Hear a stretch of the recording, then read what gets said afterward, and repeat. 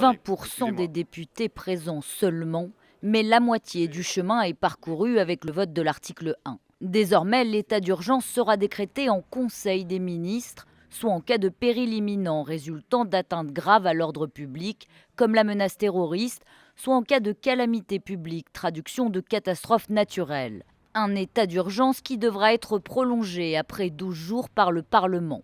Sa durée maximum, 4 mois et non pas 3, est renouvelable autant que nécessaire. Moi, je suis attaché au fait que, même si c'est un peu contraignant, tous les 3 mois, le gouvernement revient devant le Parlement parce qu'il s'agit quand même des libertés fondamentales du peuple français, même si je n'ignore pas les impératifs de sa sécurité. Un changement sans en être un pour le Premier ministre. La durée de 4 mois ne modifie pas fondamentalement l'équilibre par rapport à ce qui avait été voté, c'est-à-dire les 3 mois. Autre point, et aux grandes dames du gouvernement ainsi que de la droite, un amendement a été voté interdisant la dissolution de l'Assemblée nationale pendant la durée de l'état d'urgence. La Ve République devient une république parlementaire le temps de l'état d'urgence.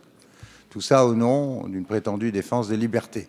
Aujourd'hui, place au débat sur l'article 2 et il s'annonce peut-être plus agité car cette fois-ci il est question de l'extension de déchéance de nationalité.